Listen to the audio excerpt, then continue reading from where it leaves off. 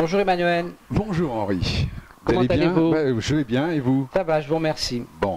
Alors, on va parler de choses, vous allez voir, assez intéressantes. Alors, bon, pour commencer, un petit détail, mais qui a son importance. Donc, j'ai un huissier qui est venu à la maison, vous voyez, voilà. Alors, vous ne le voyez pas parce qu'on est loin, là. Mais cet huissier est venu à la maison et il me dit que, voilà, il s'est présenté à l'effet de pratiquer la saisie-vente de mon mobilier. Vous voyez, voilà. Et comme il ne m'a pas trouvé, parce que je n'y étais pas, il m'a averti qu'il va venir assister de la gendarmerie ou d'un commissaire de police et d'un serrurier. Il vient me saisir pourquoi? Il vient me saisir 3 224 € pour M. Garcia. Ah, c'est notre ami Garcia. Oui, c'est notre ami Garcia. Garcia qui est bah venu... oui, c'est Noël. Oui, c'est Noël, oui, bien sûr. Il est venu me voler plusieurs centaines de milliers d'euros. Il a détruit mon entreprise. Alors je ne suis pas content. Je l'ai dit. Alors il m'a mis au pénal pour diffamation et il a une petite prime, 3 200 € et il vient la demander, là, évidemment. Il vient la chercher. Hein. Il n'hésite pas, oui, bien sûr. Voilà. Bon, alors c'est pas très grave. Alors, c'est pas très grave, enfin c'est quand même très grave, mais bon. Alors, le deuxième élément très important que je voulais vous lire, c'est paru sur des événements récents. Hein. Ça n'a rien à voir avec ce pauvre Hollande, mais qui a abandonné son pédalo. Mais voilà, alors le jeudi 1er décembre, dans le journal Midi Libre, il y avait ceci. Le fisc français a battu des records de redressement fiscaux pour atteindre 21,2 milliards d'euros en 2015. Voilà. 21,2 milliards d'euros en 2015. C'est pas mal. C'est horrible. Oui. C'est horrible. Mettons qu'il y ait au maximum 30% qui soit justifié, puisque c'est à peu près de ce niveau-là. Donc ça nous fait 14 milliards de gens. 14 milliards de gens qui vont passer, qui vont plus dormir, qui vont essayer de ruiner, qui sont détruits, qui sont assassinés. Si vous voulez, c'est vraiment gratuitement. C'est un génocide économique. C'est un génocide économique. Les gens vont être détruits, ils vont être, la plupart des familles explosent. Enfin, on a tout ça, puisque vous êtes nombreux à nous téléphoner, etc. Alors, face à ça... mais le fisc est content de pouvoir annoncer un tel record. Alors le fisc est content. Oui, il est content quand même. Oui, et le fisc est content, et il faut que vous sachiez que c'est quand même la preuve que ça vient d'en haut. C'est-à-dire que, où c'est grave, c'est qu'on a donc un État en faillite qui prend de l'argent par tous les moyens, et la fraude fiscale, soi-disant fraude fiscale, c'est-à-dire le redressement fiscal, est un des moyens, pour lui indolore et avec l'appui de la majorité des gens.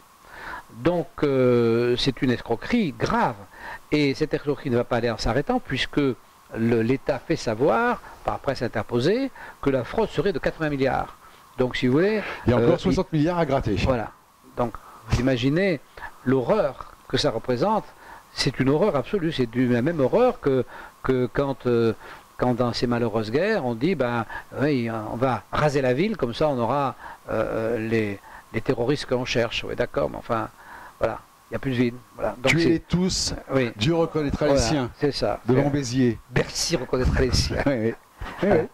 Alors, ensuite, un de nos fervents lecteurs ou auditeurs nous a envoyé quelque chose qui est tout à fait intéressant. Donc il s'agit d'une question écrite qui a été déposée par M. François Commen. Alors M. François Commen, c'est un député maire qui, figurez-vous... Sénateur ou député maire? Non, sénateur, pardon. Sénateur, excusez-moi. Sénateur maire.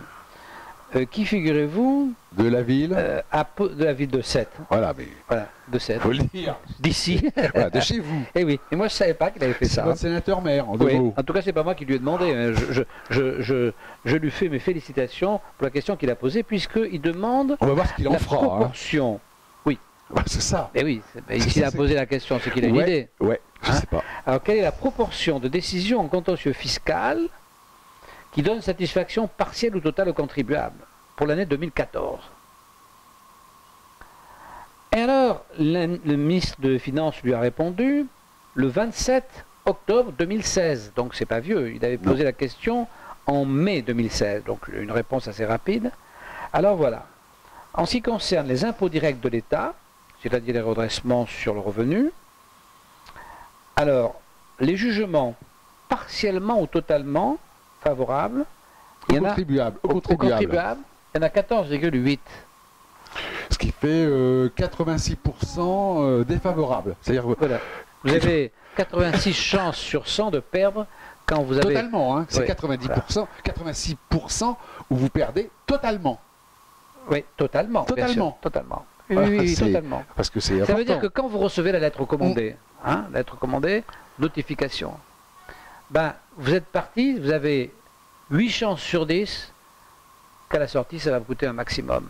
Puisque, à la suite de cette notification, la plupart du temps, il y a un redressement, et que ce redressement, vous n'avez que 2 chances sur 10 qu'il vous soit partiellement ou totalement enlevé.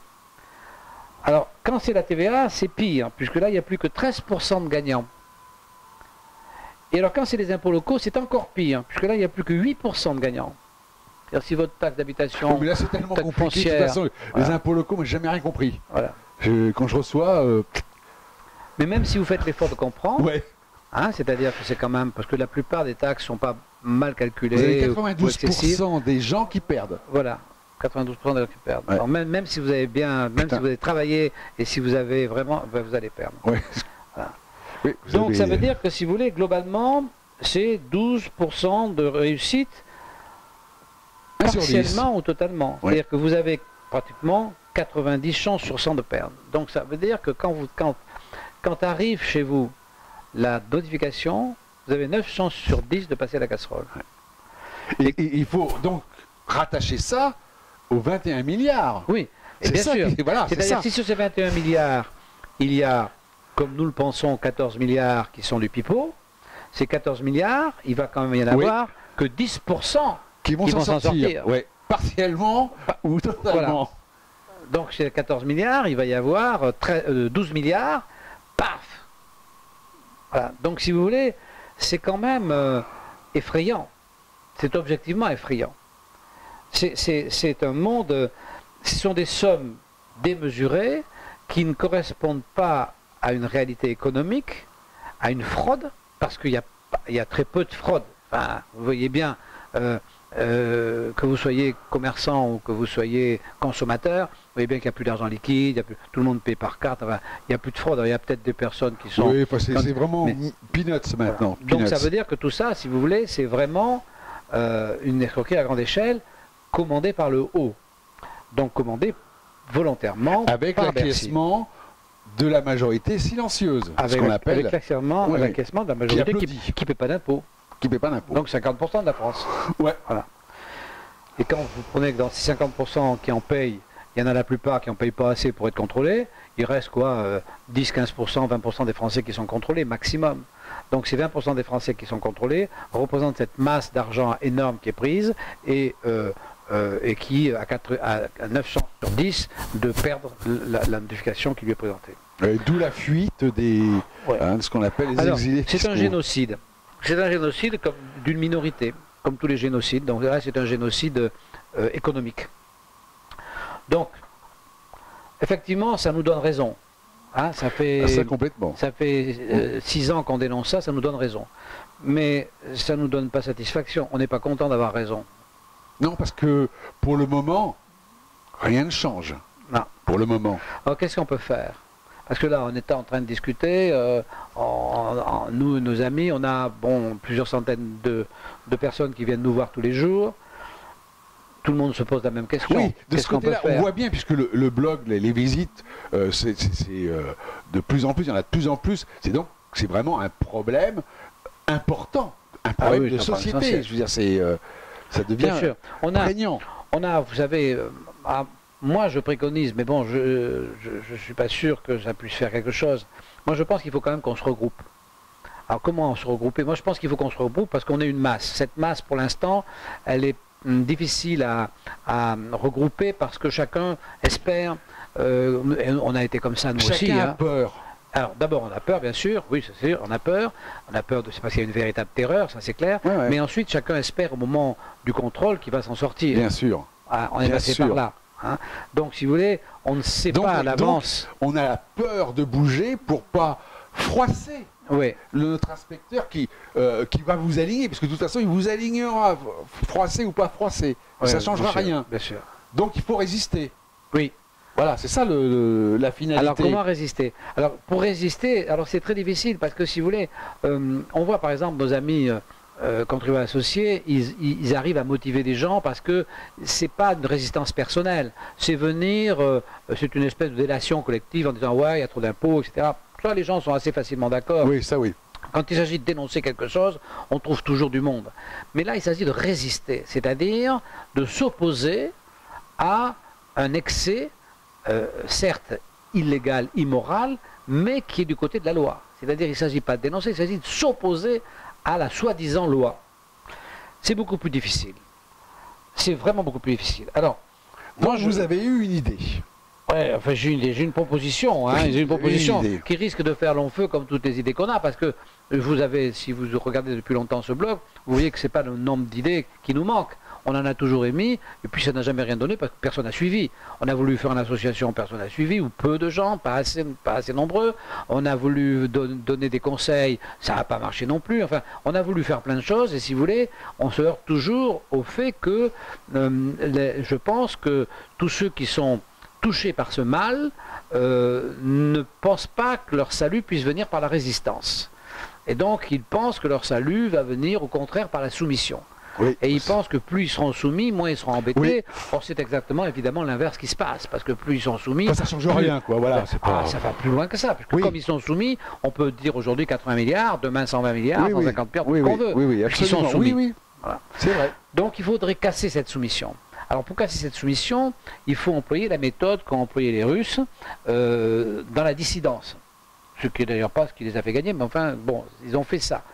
Et la dissidence, c'est quoi? La dissidence, c'est mettre le doigt sur ce qui est illégal, immoral ou anticonstitutionnel.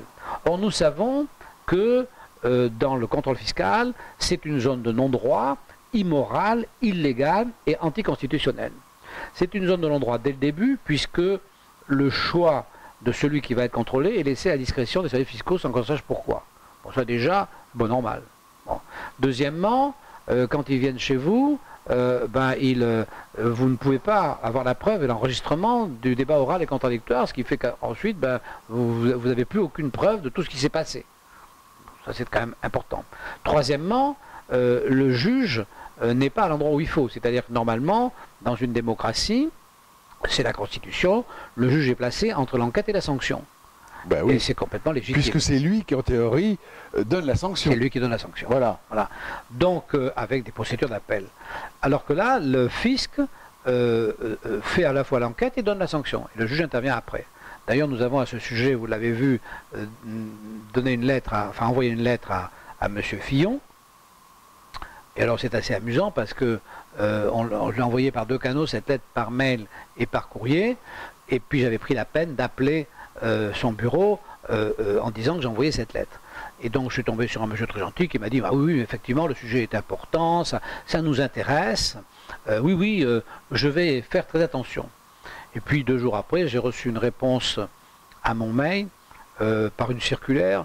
On a dû être 50 ou 100 000 ou 200 000 ou 1 million à recevoir de cette circulaire qui disait pour ça aussi différent. Oui, monsieur, oui, pour n'importe quel motif. Tous ceux qui ont envoyé que ça. Monsieur Fillon a vraiment lu avec attention votre lettre et ne vous inquiétez pas, ce que vous demandez sera dans son programme. Bon. Donc j'ai rappelé en disant dites quand même, ça méritait peut-être mieux qu'une circulaire. Et le monsieur qui est très gentil m'a dit écoutez, quand la lettre papier va arriver, j'y ferai attention. Donc on va voir ce que ça va donner. À suivre. À suivre. Donc, alors, qu'est-ce que vous préconisez, Henri ? Je me dis qu'on pourrait essayer, aujourd'hui on est à l'ère d'Internet, donc on pourrait essayer à travers notre blog d'aider les gens à entrer en résistance. Ouais. Voilà, simplement, rien de plus. Ceux qui veulent entrer en résistance. Ceux qui vont comprendre le message, à un moment donné, de toute façon, on le comprend. Donc, si vous voulez, à un moment donné, on fait partie, évidemment. On a beaucoup plus de chances de faire partie des 9 sur 10 qui perdent que des 1 sur 10 qui gagnent. Donc, à un moment donné, on prend conscience. Donc, quand on prend conscience, souvent, c'est trop tard. Mais peut-être on peut prendre conscience un peu avant. Et au moment où on prend conscience, on peut essayer, autour de soi, de motiver les gens pour qu'ils rentrent plutôt en résistance qu'en soumission. Et s'ils rentrent en résistance, on pourra les conseiller. On ne va pas les conseiller fiscalement. Non, ce qu'il faut dire aussi, c'est que la résistance que vous préconisez n'est pas illégale. Ah non. Voilà, non, mais parce que c'est ça. Oui. Parce qu'on s'imagine qu'on va résister d'une façon. Ah non, bien sûr. Voilà. On ne propose pas de plus payer l'impôt, on ne propose pas d'aller foutre le feu aux hôtels des impôts. Non, on reste strictement dans la légalité. C'est-à-dire qu'on va aller. On met des bâtons dans les roues. Voilà, oui. Mais qui n'arrêteront pas la machine, mais on met des bâtons dans les roues. Si, qui arrêteront la machine, plus mais on sera, pas les inspecteurs qui iront directement dans le mur. Plus on sera à mettre des bâtons dans les roues, légalement, mieux ça sera. Voilà, absolument. C'est ça. Hein. Absolument, complètement. C'est exactement ça. Et donc, j'ai bien saisi votre pensée, Henri. Absolument. Donc je pense, alors je ne sais pas comment on va transformer ça sur le blog, mais je pense qu'on va essayer d'avoir un onglet avec un forum dans lequel vous pourriez raconter votre résistance. Parce que la résistance, si vous voulez, ça a été d'ailleurs au départ l'objet de ce blog, la résistance, si c'est tout seul dans un coin, ça ne sert à rien. Et la résistance, il faut qu'elle se fasse connaître. Il faut qu'elle soit sensible et il faut que la population sache qu'il y a des gens qui résistent. Et puis ces gens qui résistent, petit à petit, feront comprendre pourquoi ils résistent, feront comprendre pourquoi ils se battent, et ça c'est très important. Donc le problème c'est de résister et de faire apparaître la résistance. C'est ça les deux objectifs. Donc résister... Sans que ça vous nuise. C'est ça qu'il faut dire. Non, ça ne peut pas vraiment nuire. Ça ne veut pas dire que de toute façon vous perdrez. Mais vous pouvez avoir le sentiment, vous pouvez avoir l'impression que ça va vous nuire. Vous pouvez avoir, quand vous allez commencer à résister, vous risquez de croire que ça va vous nuire. Ça, on ne peut rien pour vous, sauf vous dire que ben non, puisque de toute façon, vous serez aligné. Vous serez aligné 9 chances sur 10. Donc, bon, donc ça vaut quand même la peine. Parce que quand vous allez proposer que le débat contradictoire soit enregistré, il est évident qu'ils vont refuser. Oui. Bon, vous n'allez pas les obliger. Donc, vous direz, bon, bah ok, mais au moins vous avez résisté, vous avez proposé. Voilà. Alors, pour l'instant, si vous voulez, quand on va aller... Donc ça ne changera rien à votre redressement, excusez-moi de vous couper. Eh oui. Hein, oui. Voilà. Mais par contre, ça changera tout dans la résistance. Oui, parce qu'aujourd'hui, quand moi je vais à l'Europe et que j'ai mon conseil d'huissier et un inspecteur des impôts qui n'a pas voulu me permettre d'avoir la preuve de nos échanges, je suis tout seul. Mais imaginez qu'on va à la Cour européenne et au lieu que je sois tout seul, on est 500. Ah mais ça change des choses.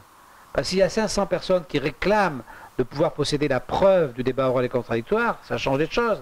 Et puis si on est un jour 10 000 qui demandent à ce qu'il y ait un juge, au lieu que ce soit Henri Dumas et Emmanuel Bolling qui envoie une lettre à ce pauvre Fillon qui évidemment on ne peut pas y faire grand-chose, si on est 10 000 à demander à ce que la loi, la Constitution soit appliquée, c'est-à-dire que le juge soit entre l'enquête et la sanction, ça change des choses. Donc votre résistance, elle n'est pas nulle, elle est importante, mais elle vous est personnelle. Donc en fin de compte, notre résistance, la résistance qu'on vous propose, c'est les fameux 6 points, en gros. Sur la droite du alors je me souviens plus exactement. Je vous expliquerai.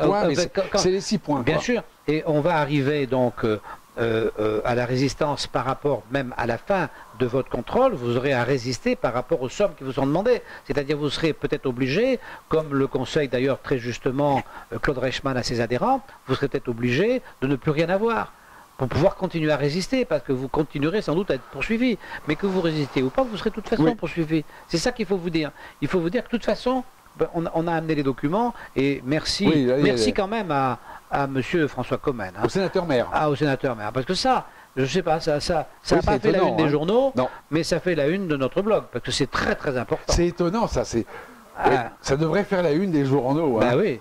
Parce que quand même, c'est énorme. C'est énorme. Donc voilà. C'est ce que disait un peu le Poisat. Hein.